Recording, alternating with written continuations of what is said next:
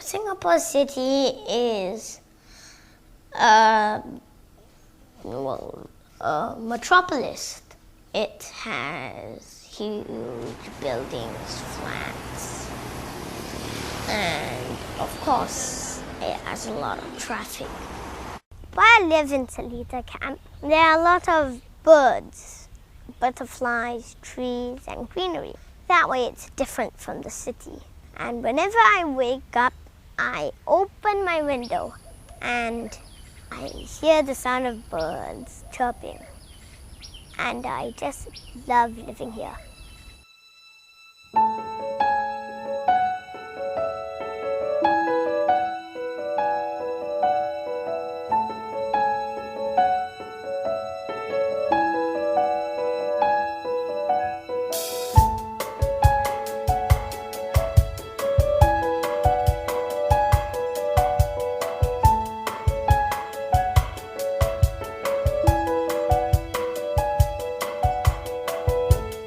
If tomorrow's sun doesn't shine, if no creatures stir in the morning time, if the clouds go still in the sky, and the days roll in and pass us by, I will ride your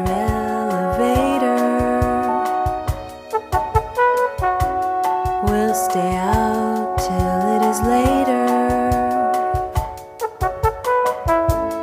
If tomorrow's sun doesn't shine, at least I'll have my clementine.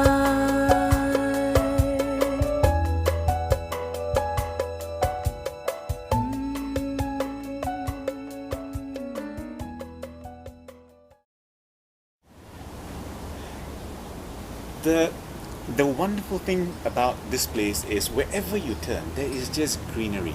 There are days when you wake up in the morning and it is just misty.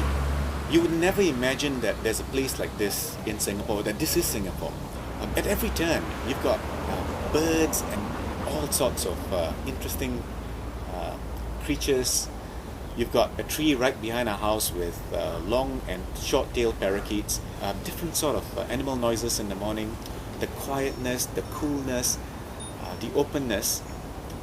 It is really a place, in my view, which is unique there, and it's worth preserving, in my view.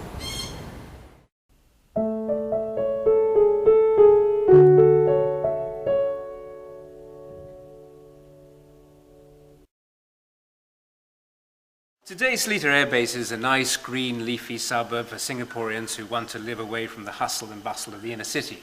But as its name suggests, at one time it was an air force base for the British Armed Forces. And the flying officers and the air crew and the air fitters, they needed some sort of accommodation. So houses had to be built for them. This was around about 1930. My own father served here from Christmas 1951 through till mid-1954 when he was with number 81 Squadron, Photographic Reconnaissance Squadron. During the Malayan emergency he flew Spitfires.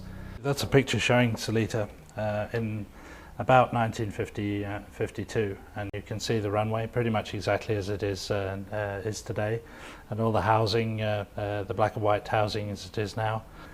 And the officers' mess, which is where my dad lived, and this was this long building going down here. So from the air, it still looks quite similar today. 当时呢，这里是没有人住的，好像一个鬼城。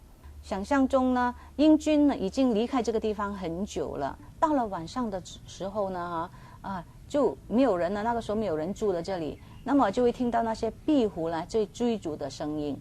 但是这些情形呢，不会说很久，因为大概2-3个月就很多人搬进来了。每个人看到这个地方都爱上这个地方，都会住在这个地方。而且那个时候只是200块1个月。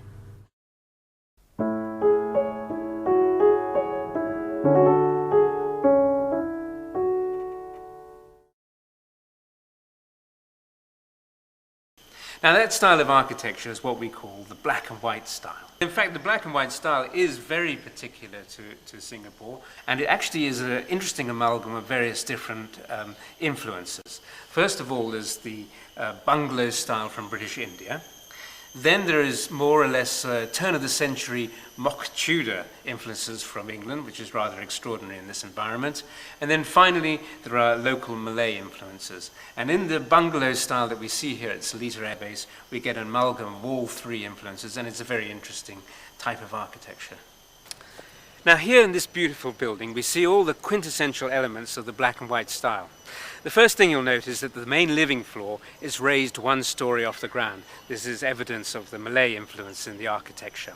And you'll notice also that it's raised on brick piers, very important to protect against the predations of termites. Now the upper story is largely wood. No evidence of mock Tudor in this particular example, and that's because when it was originally built, the whole of the upper story would have been open. So there'd been marvellous cross ventilation, keeping the people who lived here very cool indeed.